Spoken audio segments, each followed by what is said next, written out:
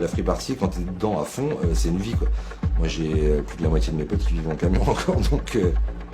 C'est vrai que nous, en Bretagne, on avait la chance d'avoir les monts d'arrêt, des champs à perte de vue. L'ambition des petits jeunes, je pense que c'est de créer des moments uniques, des moments où tout d'un coup, hop, le temps s'arrête. On avait envie de pouvoir créer par nous-mêmes nos propres règles, notre propre façon de penser, nos propres façons de cohabiter ensemble. Déjà, rien que prendre le droit de faire la fête comme on veut, c'est peut-être un acte politique, je ne sais pas, mais... Pirate dans l'âme, quoi. C'est clair, ça a changé ma vie dans le bon sens. Ça. Maintenant, je fais ce que je veux et je décide ce que je fais de ma vie.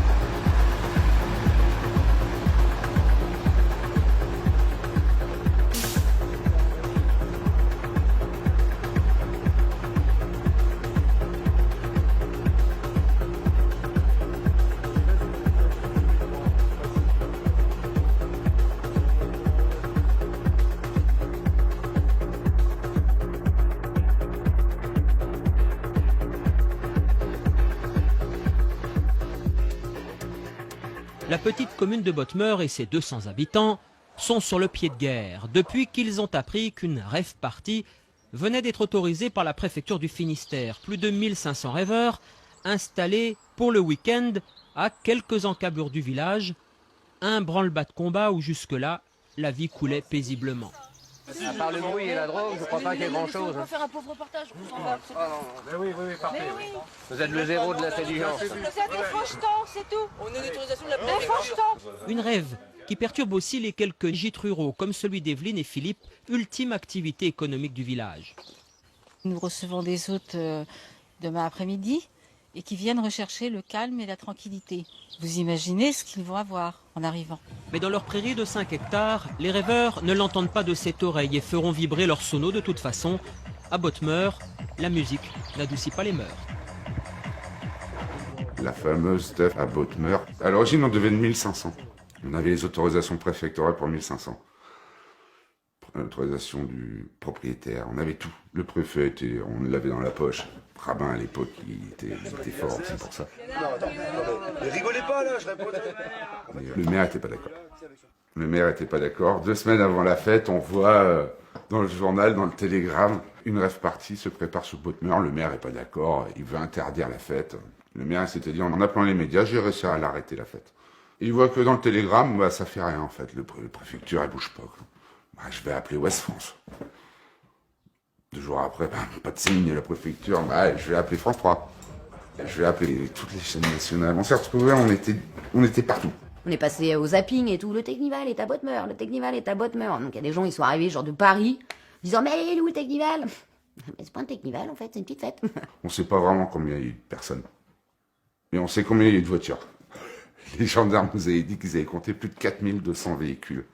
C'est-à-dire qu'à un moment, il y a eu 10 000 personnes à la fête, quoi. Et, sauf que nous, on avait prévu pour 2000. Donc, on a été obligé de réouvrir des champs en pleine nuit avec le proprio qui faisait du tractopelle pour créer des trous dans les entrées, machin, parce qu'il y a du monde partout. Là où on aurait pu être emmerdé, c'était les parkings. Sauf que le proprio, plus il y avait de monde, puis il nous disait c'est bon, t'inquiète, moi j'ai 40 hectares. Tu veux du parking, je t'en mets. Bah, tu mets 30 000 personnes, je te les mets. Tu vois, il était chaud, quoi. C'était sa révolution, quoi. Claude, il était à fond, lui. Il était là, ouais. Son but, c'était de faire la fête chez lui. Ici, je suis chez moi et on va faire des free parties. Ok, les jeunes? Yes, allez, vas-y, on y va.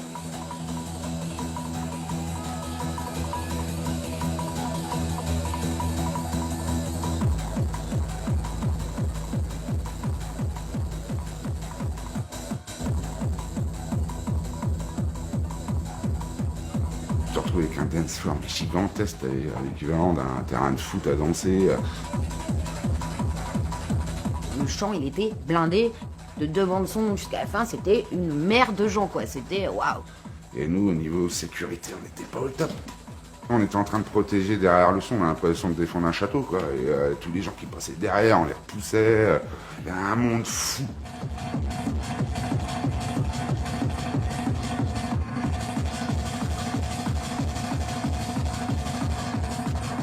Et t'as les propriétaires qui étaient là. Ah les jeunes, vous me faites halluciner. Et tous les journalistes, toutes les télés, il y a 10 000 personnes, et comment vous faites? Ah, il est resté sur le cul, là, le paysan.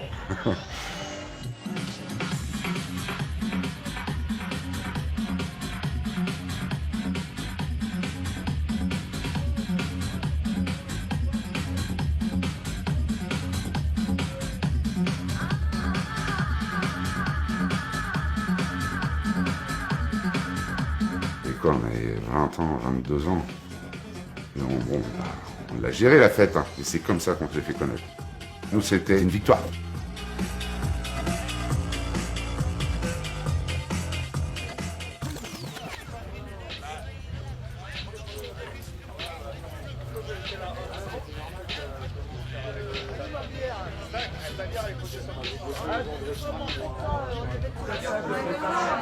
Ouais. Mesdames et messieurs, s'il vous plaît, Étienne va parler. Pour les plannings, il faudra venir me voir. Et vous prenez tous en photo, ça serait bien tous en photo avec vos portables, les plannings, comme ça, bon ben, il n'y aura pas d'excuse si vous êtes en retard ou pas. Et ça sera affiché quand même. Parce que moi, j'irai chercher les sous à la donne. Lolo, qui est où? Lolo? Lolo, il est au bar. Ah, il est au bar. Lolo, c'est lui qui est vraiment le responsable complet du bar. Et après, par groupe, toutes les 2 heures, on a un responsable. On va fixer un bidon au bar pour mettre toute la thune de façon à ce que personne part avec le bidon, personne met la main dans le bidon et on découpe le bidon à la fin. L'école très dure, hein. J'ai jamais percé à l'école parce que bon, toujours un peu comportement un peu perturbé et perturbant. Et j'avais du mal à accepter l'autorité et pour moi ça ne servait à rien. Après pour moi c'était rien de tel qu'une formation d'expérience. Pour moi il n'y avait rien de tel que l'expérience pour pouvoir réussir. Mais à l'école, zéro bagage à part un CAP mécanique.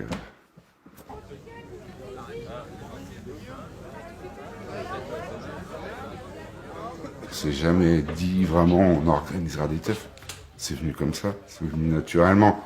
On a commencé, on était 50, on était les potes de potes quoi. On était une troupe d'une quinzaine, vingtaine de copains et chacun ramenait un copain. Et 15 jours après on en refaisait une autre et là c'était plus 50, c'était 100, après c'était 150.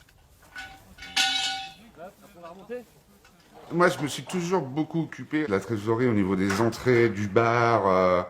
J'ai toujours aimé compter et on me l'a reproché parfois. Hein. Parce que la teuf c'est pas forcément que compter. Hein, mais bon, il y a du matériel à réparer, il y a des matériels à acheter, ça tombe pas du ciel. Cosaque, il est au bar à 8h et il est nulle part. Je l'ai pas remis en donation? Il faut être au moins 4 ou 5. D'accord. Alors Cédric, Marge. Ouais, avec moi. Hein. Ouais.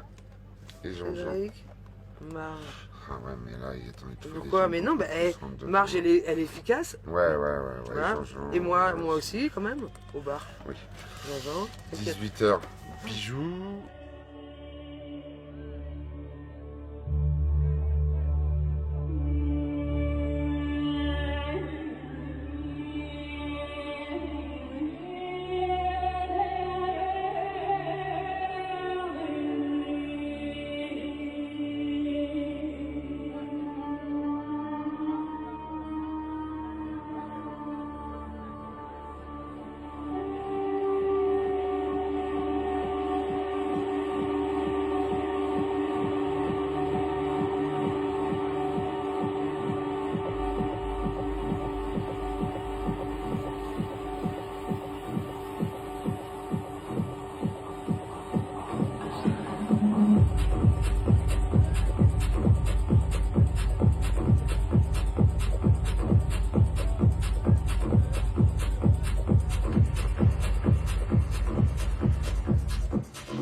La première fois que j'ai vu une free party, j'avais 16 ans quand. J'étais à la maison des compagnons et j'avais un repas compagnonique. Ce soir-là, c'était un samedi soir quoi. Et là, on entend boum, boum, boum. On se dit, putain, mais c'est quoi ça et tout. Avec mon collègue, on s'est changé, on est parti.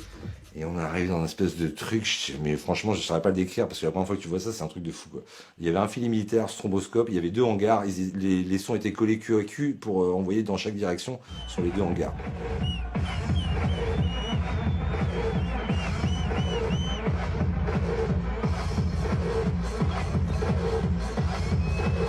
je me suis approché, je lève la tête et je regarde le DJ, et le DJ c'était mon frère, quoi. Je te jure, il a regardé, il a levé la tête, genre, mais tu fais quoi là? Je lui dis, mais toi tu fais quoi là? Et du coup, voilà, ce qui m'a donné envie de mixer, c'est un peu mon grand frère, quoi. À la base, c'est quelque chose qui a été très fort parce que lui, il est musicien de base. Et du coup, ça a toujours été une histoire d'amour de la musique, quoi. Et je me suis retrouvé à commencer à acheter des disques. Et puis la musique est venue, puis le mix, au début j'étais là, je me croyais invincible, et puis ça a mis du temps, hein. Apprendre à mixer, vraiment, c'est chaud, quoi.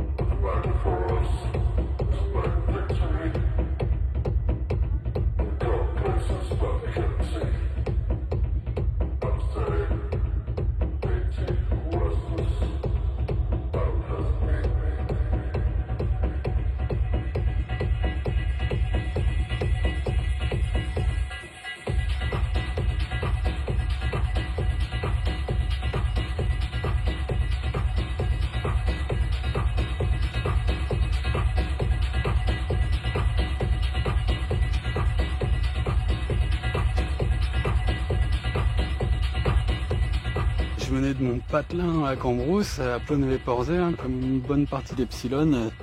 À l'époque, j'étais apprenti menuisier. Et je vois de l'orientation quand t'es gosse. Moi, je pense que j'étais un gosse qui avait des capacités, comme ils aimaient bien dire, mais qui avait du mal à s'en servir ou qui faisait pas beaucoup d'efforts. C'est juste que je me faisais chier et du coup, arrivé à une époque, de me faire virer d'un bahut, puis d'un autre bahut, on m'a dit, bon, maintenant... va falloir que tu choisisses un boulot, mon petit, parce que nous, on va pas te garder. Donc du coup, moi à l'époque, je me souviens de faire du skateboard. Du coup, je me dis, je vais faire menuisier et puis je vais faire de la menuiserie, comme ça, je ferai des planches de skateboard. Voilà, tu vois, c'est un truc à la con, quoi.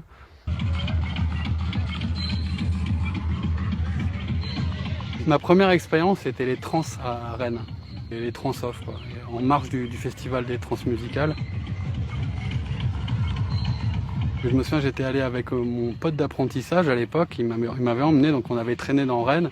Il m'avait dit, tu vas voir, je t'emmène dans un truc, c'est trop la balle. Et c'était sur un rond-point, et il y avait des grands hangars en rond comme ça. Je me souviens avoir dansé toute la nuit sur un son qui faisait de la techno qui était lente. Alors moi à l'époque, techno-lente, tout ça, je connaissais rien du tout, mais j'aimais pas les trucs rapides qui tapaient dur. Et je me souviens avoir été attiré par ce truc qui était hypnotique, qui était vraiment... D'ailleurs, ça m'étonnerait pas qu'il y avait du Fishkat dans l'histoire.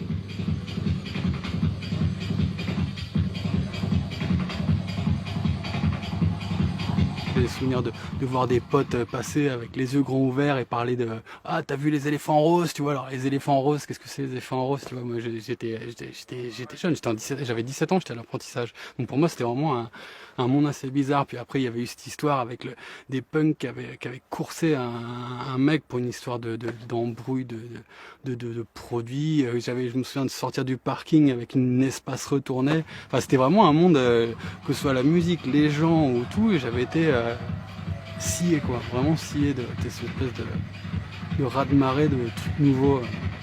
C'était un nouveau monde, quoi.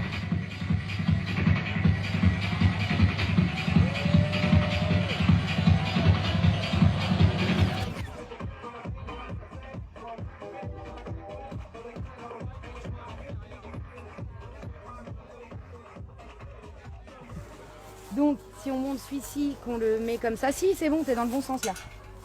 Ça joue. Comme ça, celui-ci, il est plus haut à l'intérieur. Moi, je veux que les plus hauts, ils soient à l'intérieur du son. Et ceux-là, à l'extérieur. Vu qu'on fait comme ça joue. Je suis régisseuse technique dans le spectacle vivant. Bon, c'est pas mal en festival, dans des salles, dans des théâtres. Mon arrière-grand-père faisait des opérettes, mon grand-père était batteur, mon père est guitariste, ma mère a été musicos aussi.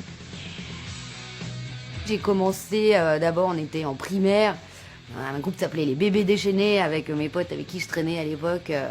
Après, ça a évolué, on était un peu plus vieux, donc c'est là où on était vraiment Nirvana à fond et tout ça. Donc c'était un groupe qui s'appelait Contrast. Et ensuite, au collège, j'ai eu d'autres groupes de zik aussi, avec du coup plus des potes de collège. On s'appelait les Atomic Riders. On s'envoyait grave, on était hyper contents.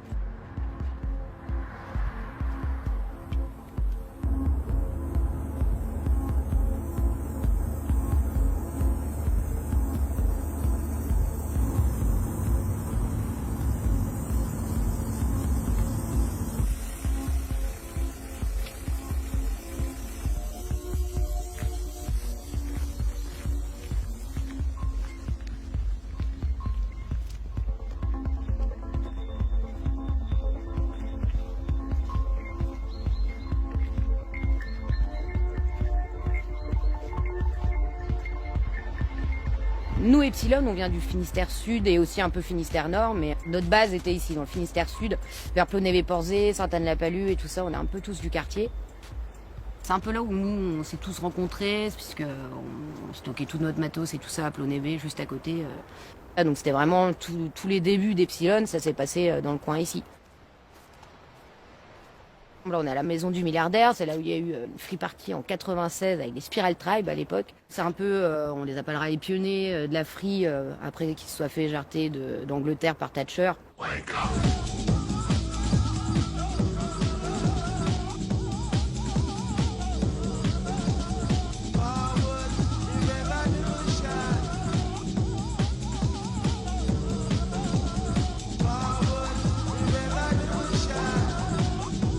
Ils ont commencé à faire de la free party en Bretagne, notamment en commençant par des lieux un peu squattés forcément, ou des lieux un peu mystiques comme ici.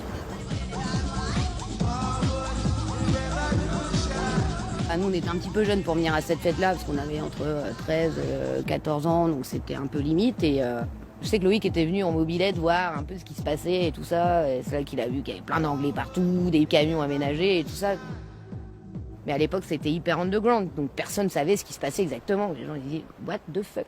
Les mecs ils arrivent avec des bus, parlent anglais, ils ont des chiens, ils font du feu, ils écoutent de la techno toute la nuit, ça a duré 48 heures.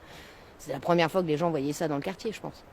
Donc c'était une fête un peu mythique dans le coin ici. Et c'est ce qui a un peu lancé les envies un peu de tous les copains du Porzé, comme on dit, à se lancer dans Epsilon.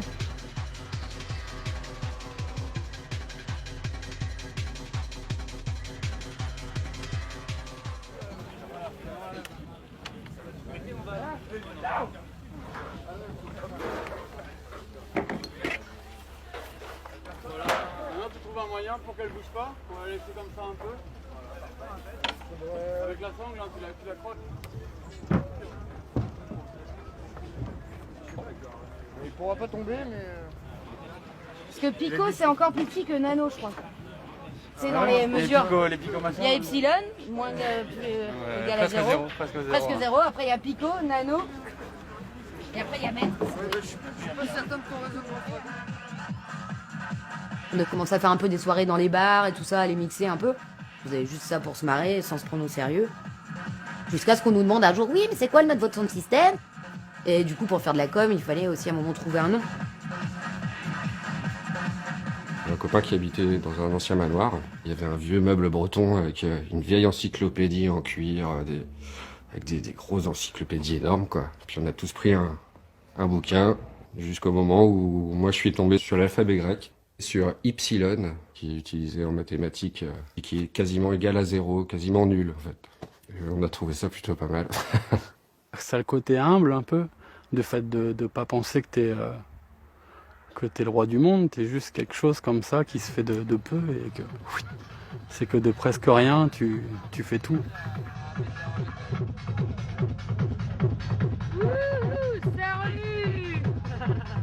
On a commencé, c'était le un peu Mariani, tout ça, dans les années 2000-2001. Donc ça commençait à devenir un peu une mode aussi. Donc il y avait vraiment les gens qui écoutaient la hard tech, avec tout s'habillé en kaki et tout. Nous, on n'était pas du tout dans ce délire-là. Quand nous, jouait vraiment techno, acid techno, du punk, du rock. Je pense qu'à ce moment-là, on a redonné un peu de joie, de gaieté, de couleur dans des fêtes, quoi. Pour une fois, ça souriait. Ça faisait du bien de sourire en fait.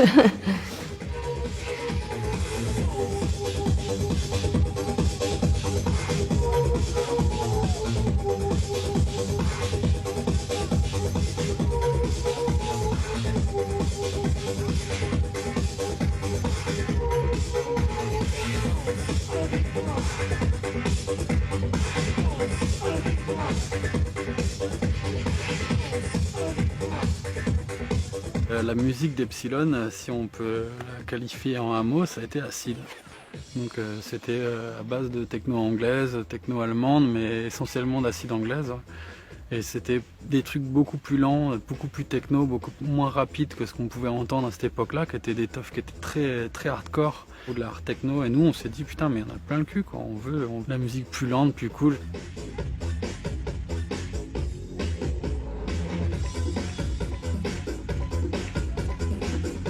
Je me souviens que les mecs, ils nous insultaient, parce que même des fois, il y en avait qui passaient de la dance ou de la disco, tu vois. Et ça, c'était, à cette époque-là, c'était juste inconcevable dans une free party, quoi. Au début, je jouais beaucoup. J'aimais jouer sur la longueur, faire des sets de 7 heures, ça me dérangeait pas.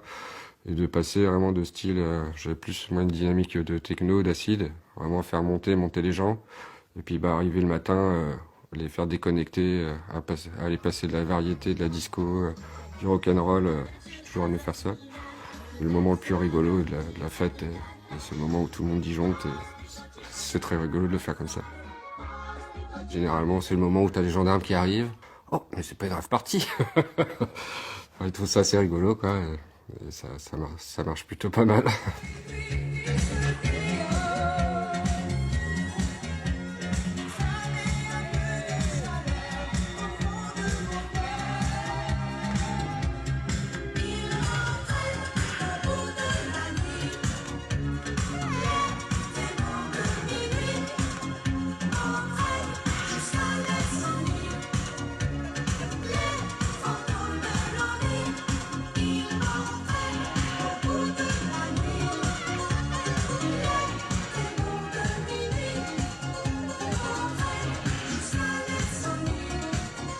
Rêve party, le mot rêve c'est délire, quoi. Du coup on est là pour délirer, on n'est pas là pour écouter de la techno. On n'est pas dans une techno party, on est là dans une délire party.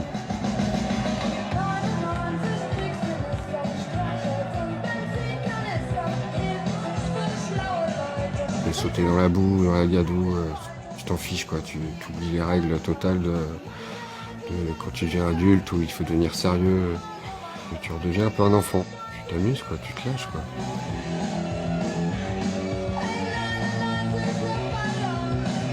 La jeunesse a besoin de faire la fête forcément, et puis surtout qu'aujourd'hui le monde il est quand même de plus en plus noir, donc les gens ils ont besoin, enfin le peuple en général a besoin de changer les idées, donc la free party ça fait un bon lieu pour lâcher et puis se vider la tête un petit peu quand même. On n'a jamais été engagé à faire des trucs pour un parti, ou c'était justement le projet, c'était fuck la politique. Donc ça nous intéresse pas, nous on préfère danser, et la politique on s'en tape en fait. De toute façon, quand on est autour des élections, on est en teuf, donc on peut pas aller voter.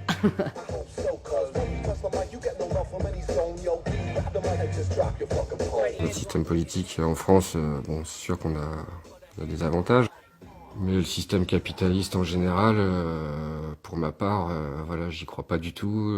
Je vois bien la destruction planétaire que c'est en train de créer. Du coup, forcément, j'y crois pas. J'y ai jamais cru. Et aujourd'hui, j'aimerais que ça change. Ouais.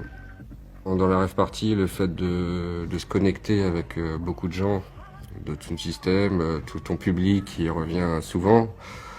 T'as quand même de la discussion. Du coup, forcément, tu regroupes des idées et c'est par le savoir, par la connexion que les choses peuvent évoluer.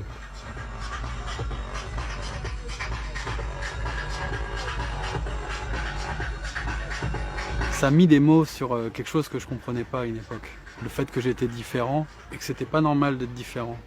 Je pense que tout la free party, tout ça, ça a permis à pas mal d'Indiens de se dire mais ouais, non, vous êtes normaux les gars, hein, c'est bon, on est plusieurs à se dire qu'on peut réfléchir de nous-mêmes, on peut créer les choses sans forcément qu'on nous dise qu'il fallait le faire comme ça. Pourtant, au final, quand tu reviens en arrière, on nous a dit de faire des choses quand on était jeunes. Quand maintenant, en tant qu'adulte, je me dis, bon, c'est vrai qu'ils avaient raison, le feu ça brûle, effectivement le feu ça brûle, mais j'avais besoin de le savoir moi-même. Donc je pense que ça réunissait beaucoup de gens comme ça, qui avaient besoin de savoir que le feu ça brûle.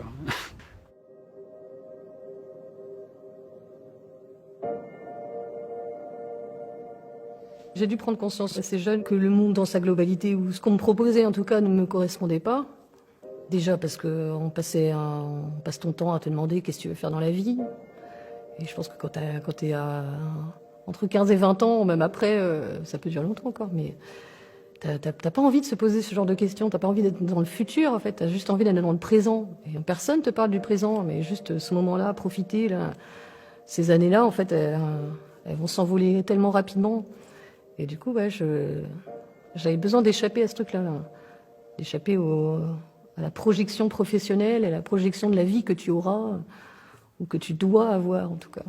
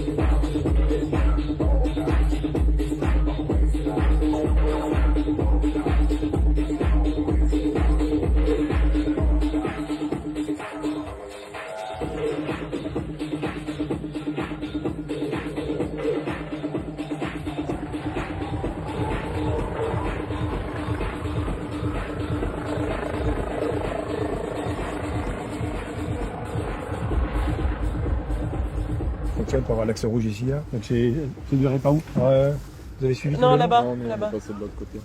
Okay. Mais on est passé par la route par lesquelles vous attendez, il me semble, les personnes, non? Parce qu'il y avait des rues balises avec écrit parking, alors je pense qu'on est passé par la route. Ouais. On va pas abuser non plus. Hein. C'est très bien que... Oh, vous en avez déjà fait? Petite soirée comme ça, dans les champs. Bah, comme ça. Ouais, mais bon, après, oui. ça se passe bien en général. Parce que les gens sont gentils, alors ça se passe bien. Bah oui. On est là pour faire la fête, hein, on n'est pas là, on n'est pas des terroristes. Oui. C'est un peu jeune. Ouais. En fait, un gendarme, il faut se mettre à sa place. Si le gendarme, il arrive à la fête, il est en train de chercher l'organisateur partout, et qu'on les prend pour des cons, il y a un moment, bah, moi je serais le premier, je serais énervé, quoi. Moi, dès qu'il y avait les gendarmes qui arrivaient, c'était, on file les voir, on donne son numéro, on dit c'est bon, c'est moi l'organisateur, t'inquiète, je prends toute la responsabilité. Ils voyaient bien de toute façon qu'ils n'avaient pas à faire des gosses. Hein. Et là, ça se passait toujours bien. Ça se passait toujours bien. On s'est fait saisir 2 fois. 2 fois. Pourquoi? Parce qu'on avait continué le dimanche soir. En général, si t'attends le lundi, les préfectures, elles ouvrent, tout le monde est là, toute la préfecture, elle est ouverte. Ils sont là à dire, ouais, les gars, ils ont abusé, vous m'embarquez tout ça. Et là, le lundi matin, saisie. Mais si tu fais ça proprement, le dimanche, et que tu te casses avec le public, c'est bon.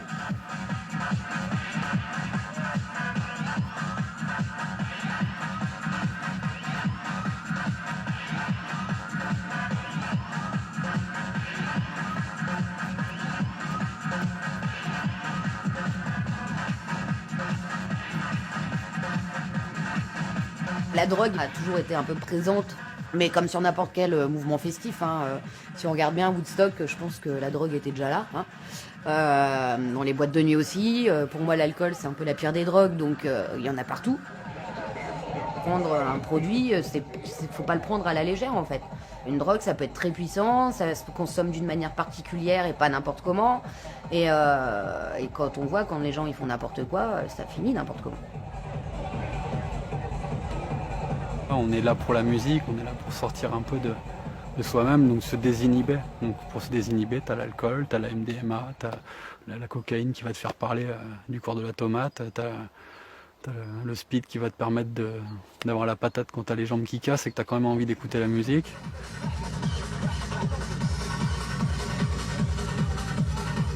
Le fait qu'ils aient interdit les techno plus, les trucs de test, tout ça qui permettait d'avoir un minimum d'accompagnement sur la prise de drogue, d'avoir des gens qui te disaient bon bah ça tu vois, t'es un peu jeune. Moi je me souviens quand j'ai découvert que j'étais quand même assez jeune, hein, j'avais entre 17 et 18 piges, je me souviens de mecs qui me disaient oula, toi t'es pas bien vieux, hein. On avait quand même pas mal de grands autour de nous. Je me souviens quand même avoir été orienté et on va dire modéré, ou en tout cas conseillé. Et je me souviens des testeurs, par exemple, des trucs de prévention qui faisaient du testing, qui te permettaient de tester ta cam. S'il y a bien un problème dans la free party, maintenant, c'est qu'il n'y a plus de contrôle sur ce qui est dedans. Je pense qu'il faut être responsable, c'est quand même un milieu dans lequel on prône l'autogestion et la responsabilité des uns et des autres, et que ça fait aussi partie de ça. C'est de savoir gérer sa défonce, de savoir gérer son truc, de se connaître un minimum. Après, il y a aussi quelques dommages collatéraux, d'autres qui en ont pris plus que d'autres, et puis d'autres qui en prennent moins festivement. Et c'est là où la drogue pose problème, en fait, c'est quand c'est plus consommé de manière festive, mais de manière plutôt addictive. Et du coup, ça entretient un petit peu ça aussi, quoi. Tous les week-ends, t'as une fête, t'es un peu faible au niveau des addictions, tu peux peut-être plus facilement tomber dedans que si t'étais resté gentiment chez toi à la maison. Il y a des gens que je connais qui n'étaient plus les mêmes parce qu'ils étaient sous l'emprise de certaines drogues, quoi. Après, quand tu as envie de fuir quelque chose, tu trouveras une façon de fuir, quoi. Que ce soit l'alcool ou quoi. Moi, mon problème, ça a été un peu l'alcool, hein. Je sais que j'aime bien l'alcool, quoi. Et du coup, faut faire attention. Et ça, c'est en plus, le pire, c'est que c'est une drogue légale. Après, j'ai réussi quand même à plus ou moins gérer ma vie dans le bon sens, j'espère. Si t'as des problèmes, il faut essayer de les résoudre au fond de toi-même et pas te réfugier dans la drogue. Je l'ai fait, hein, comme beaucoup de gens, hein. La musique m'a énormément aidé à des moments dans ma vie où j'étais vraiment pas bien. Mais clairement, la musique, voilà, c'est la drogue que j'ai envie de mettre en avant. Le moteur du truc, ça devrait toujours être ça, quoi.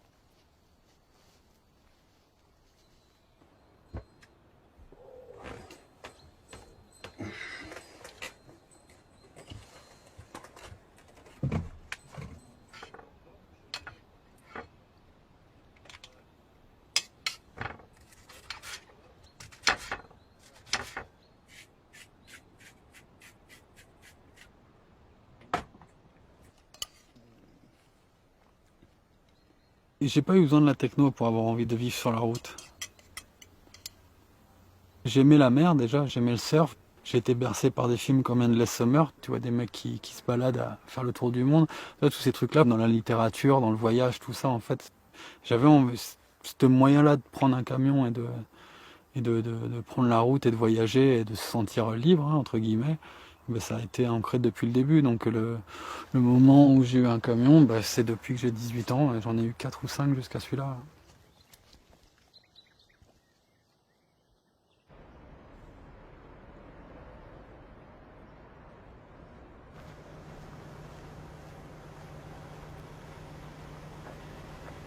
Là maintenant, je suis commercial, responsable de la gamme semi-remorque dans une concession de poids lourds.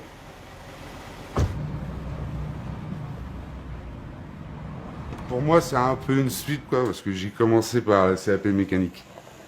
Après, j'ai fait le magasinage, messagerie, tout ça. J'ai fait du chargement de camions, l'arrimage dans les camions. Après, j'ai conduit les camions. J'ai vécu dedans. Je les ai réparés, sur la route, partout. De toute façon, la vie en camion, c'est l'esprit du sound system. Et après, de l'autre côté, après, tu l'amènes où tu veux, celle-là. Ah, d'accord.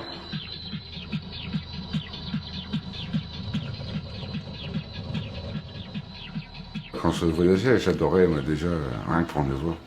Rien que prendre le volant et de rouler et de savoir qu'on va avoir 400 km de galère, 400 km de route infernale. Ça, j'adorais.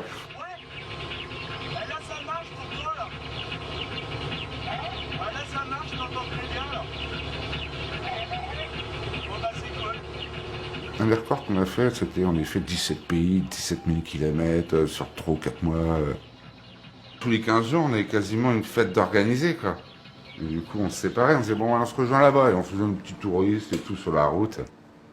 On se rejoignait à la teuf. Mais le truc, c'est que chacun avait un petit bout de sono. T'avais intérêt d'être à l'heure à la teuf, parce que quelquefois, comme t'arrivais à la teuf, mince, il me manquait une colonne, ou il manquait quelques trucs, parce que y en a qui n'ont pas réussi à aller jusqu'à la teuf, qui sont tombés en panne sur la route.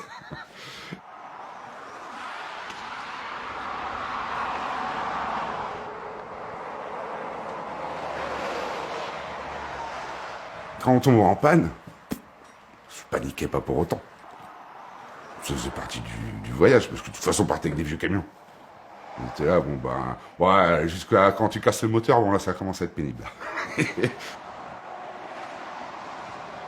toute façon, on a toujours de la chance dans notre malheur à chaque fois. Il y a toujours un mal pour un bien, quoi, ou un bien pour un mal, c'est toujours. T'as vu Yann, t'as les boules, je trouvais ça n'importe comment, t'avais sans les mains et Sans les pieds, sans les mains. Oh merde. Tu te retrouvais avec des barres d'échafaudage dans la cuisine. Le lit, c'était des caissons de basse. Puis il fallait marcher dessus, les escalader. Enfin, c'était des fois, c'est. Puis on chargeait ça, mais d'une façon, on s'en fout. De toute façon, on va faire une autre fête le week-end prochain, donc c'est pas grave. On peut tout charger comme ça.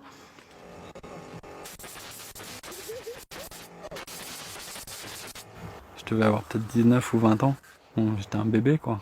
Donc c'est vrai que ça nous a mis en confrontation. Enfin, moi, ça m'a mis en confrontation avec des soucis, des problèmes quand même qui étaient pas si évidents que ça à gérer. Certains, ça a été des expériences assez spéciales avec des polices qui ne parlaient pas dans la même langue que toi, des systèmes de pression. Vraiment, ce truc-là, tu voyageais avec ta maison, mais t'étais pas à la maison. Donc du coup, ça amène quand même des situations qui te font que tu prends pas l'avion et tu t'en vas, quoi. T'es là, t'es avec ce véhicule-là et tu rentres avec, quoi. Et ça amène une autre perception du voyage, quoi. Les images les plus fortes, c'est peut-être l'entrée, par exemple, en Roumanie. Où là, tu changes de bloc direct. Ta première ville où on est rentré, c'est un tas de rouille. Et c'est de l'industrialisation, mais totalement rouillé. Avec 4 gamins qui te suivent ton camion en courant à poil, quoi, presque. À te demander des thunes. Alors là, forcément, là, tu es fou. Là, tu rentres plus, t'es plus dans le même monde, là, direct. Nous longeons exactement le périphérique le long de la voie de fer.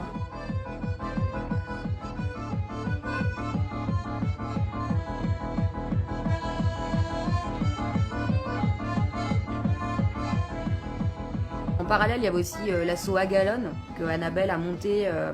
Donc Agalone qui veut dire qu'il y a du cœur en breton. Et où on a commencé à faire des projets un peu solidaires. Faire des récoltes de matériel, des récoltes de dons et tout ça via des soirées qu'on faisait nous en France. Ça c'est pas fourniture scolaire, c'est de la doc, des ciseaux. On remplissait les camions un peu comme on pouvait, entre les caissons et tout ça, on mettait des lits d'hôpitaux, des trucs, des ordinateurs, des bouquins, des stylos. Et du coup, c'était aussi un but dans le voyage, c'était d'aller jusqu'en Roumanie et de faire une fête pour ces enfants en galère. Préparation, animation, masque. Même moi, Je me rappelle de parler avec une petite fille là, qui avait perdu sa grand-mère et ses parents. Et du coup, elle était toute seule, et puis après, ils étaient accueillis dans un camp, ça faisait un peu camp village-vacances. Et du coup, le camp village-vacances, super jovial, au niveau du décor, mais hyper dramatique au niveau de l'histoire, quoi, et des enfants, ce qu'ils portaient. Donc, ouais, c'était intense, et puis c'était bien à faire, quoi. On avait l'impression de faire quelque chose de plus, de pas rester juste de pas être là comme des Occidentaux, juste à profiter, quoi. Fallait donner un peu pour recevoir aussi.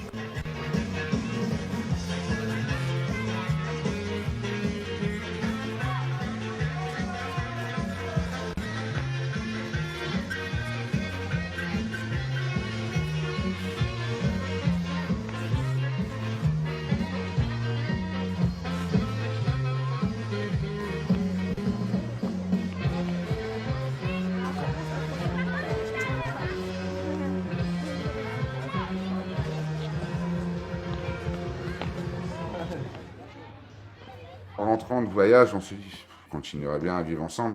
Ça nous aiderait pour nos soirées, quoi. Pourquoi pas vivre comme certains que l'on connaissait, en communauté, quoi.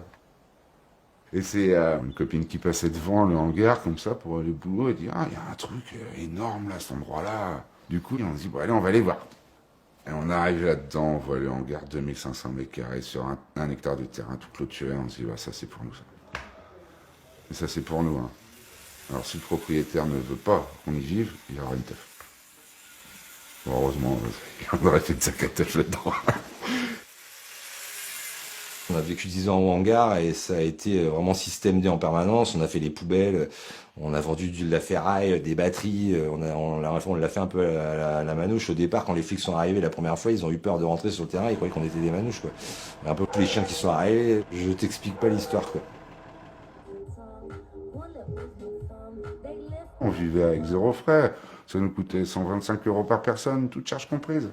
Toutes charges comprises. On partageait tout. L'eau, l'électricité. Et on partageait aussi des ateliers. On avait chacun nos box. On était tellement grand, 2500 m². On était à 20 là-dedans. Le fait de se retrouver beaucoup, nombreux, déjà, tout est l'énergie, elle se démultiplie. Là, tu peux faire des trucs de dingue. Et avec pas grand-chose, c'est surtout ça, quoi. Avec des moyens minimes, avec du matériel récupéré. Il n'y a pas besoin d'argent, en fait. C'est juste l'humain qui va faire, et le groupe qui va faire le truc, quoi. Nous, on a vécu en caravane, en bus, en mobil-home, en camion. Avec Aurélie, on a touché un peu à tous les modes d'habitation sur roue. C'est pas facile de vivre toute l'année dans un camion. Quand c'est en plein hiver et que t'as une grosse mare de flotte, genre je pense au hangar, nous on avait de la flotte partout. Quand il fait bien froid et bien mouillé, t'es dans ton camion. Si ça va, s'il est bien aménagé, ça va, quoi. Quand il est en cours de construction, c'est un peu plus compliqué déjà. Moi, c'est ce qui s'est produit pour moi, quoi. Donc voilà. Mais c'est un choix de vie. Le fait de vivre ensemble comme ça, c'est clair que c'est énormément d'énergie, donc c'est beaucoup de choses positives et ça amène tous les inconvénients qui vont avec. Tu les vois tous les jours, t'as pas la même façon de penser qu'eux, donc oui, ça amène des différends, des clashs. Moi, je me suis même battu avec de bons amis. Je veux dire, au final, on a toujours fini par en parler, donc Est-ce que c'était négatif ou est-ce que ça met des difficultés? Oui, c'est clair. Mais ça enlevait pas le fait que c'était fort, quoi. Dans tous les cas, c'était fort dans les deux sens. Tu voudrais qu'il n'y ait pas de règles, mais malheureusement, tu es obligé d'en mettre, quoi. Et là, du coup, tu es confronté à tes propres contradictions, finalement. Forcément, il y a des divergences. Alors, c'est ça le problème, c'est que y en a qui sont prêts à faire des choses, et il y en a, c'est jamais le bon moment. Et du coup, ça crée forcément des problématiques de groupe, parce que y en a qui veulent faire et d'autres qui veulent pas faire. La vie de groupe est pas simple, c'est sûr. 10 ans, c'était bien, mais ça peut être très vite compliqué, ouais. Dans un couple, déjà, 2 personnes, ça peut être assez difficile, mais quand tu es un couple à 20 personnes, ça multiplie les problématiques par 20.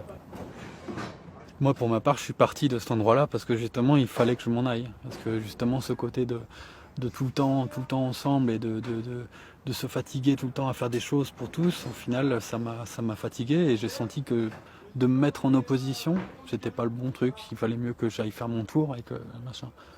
Mais je suis quand même, ouais, je suis parti en bon terme avec tout le monde, quoi. Fatigué, mais en bon terme. Voilà. Après, c'est quelque chose qui apprend beaucoup sur la société en général, parce que en fait, tu te recrées une micro-société avec les mêmes problématiques que la société en général que tu peux mettre sur un pays ou même mondial, quoi. C'est toujours les mêmes problématiques qui se créent. Et voilà, est-ce que les gens sont réellement faits pour vivre les uns avec les autres? C'est compliqué des fois à se le poser quand...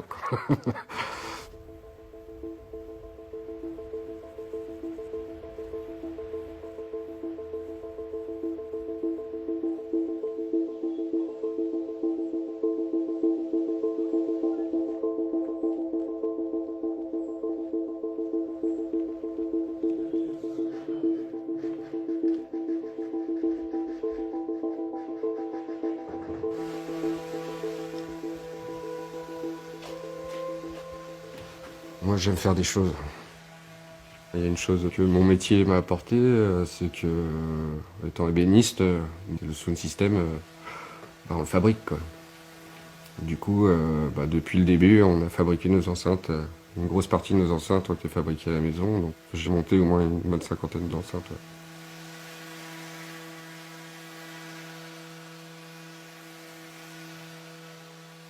Avec Aurélie, on s'est rencontrés en teuf, une petite teuf dans les Monts d'Arrée. On a plus de 15 ans de vie commune, enfin, on est un des plus vieux couples du sound system, c'est sûr.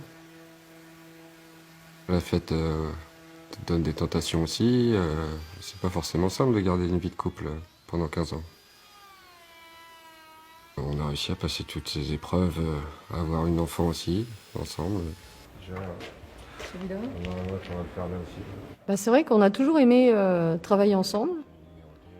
Et ce qu'on fait toujours aujourd'hui. On a l'impression de devoir avancer ensemble. Ça nous gêne pas, c'est pas une problématique, quoi. Quand on dit que travailler en couple c'est difficile. En fait non, nous on est bien comme ça, tous les deux.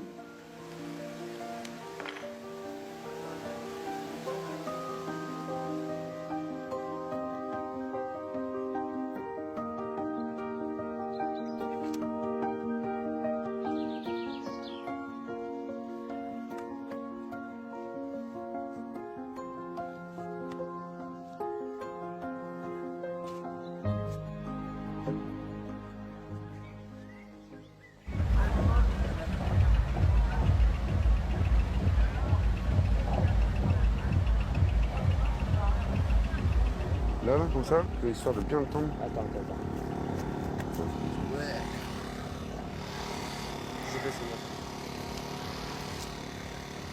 Mais j'aimerais bien que vous mettiez des gilets jaunes aussi, les gars, là. C'est mieux, les gilets jaunes. Ah, Etienne. Il y a combien? 8. Et vous êtes? Et en quel honneur? C'est 5 €. Montpellier. Hein? Nous aussi on vient de Montpellier. Ah bah là, tout le monde vient de tout, partout. De Belgique, de où tu veux. Nickel. Ah, merci. Je vous souhaite une bonne soirée, vous allez voir. Bonne soirée. Bon week-end. Bonsoir. Dans 1 heure, on pourra dire bonjour. 5 et vous êtes 2? Ouais. Ça fait 10. Ça fait 3 heures de route. Bah ouais, mais moi j'ai fait 5. Pareil, et j'ai posé ma sono, je prends le risque de me faire saisir.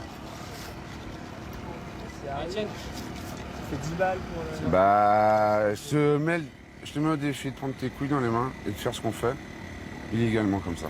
Je te fais le défi. Et de prendre que 5 € par personne. La plupart le fait pas. Moi, il me faut 15 000 € pour rembourser la soirée. Hein. Heureusement que j'ai le bar. Hein. C'est pas avec la donation, avec les 5 € qu'on fait quelque chose. Hein. Ouais, je sais. Non, mais non. Ah, bon, ça, c'est... Bah, ma mère m'a déjà amené en taf. Hein. Elle m'a amené au Technival 56 une fois. Vas-y, lance-moi. Hop, hop, hop, hop, hop. Ah oui, non, c'est bon, t'inquiète.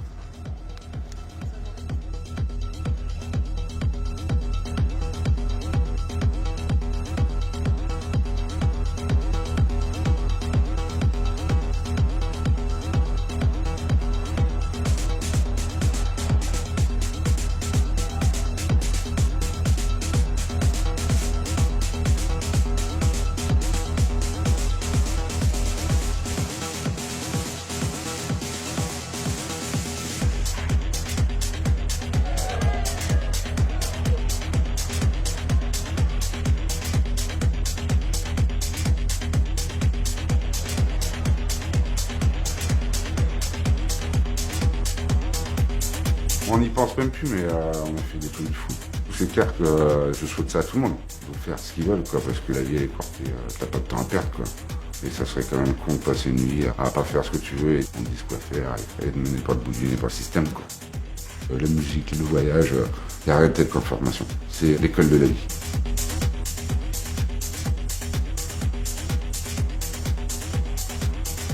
Chacun d'entre nous, finalement, son métier, il l'a appris dans la free party, quoi. Enfin, c'était pas les études, c'était tu faisais ce pourquoi t'étais fait, quoi.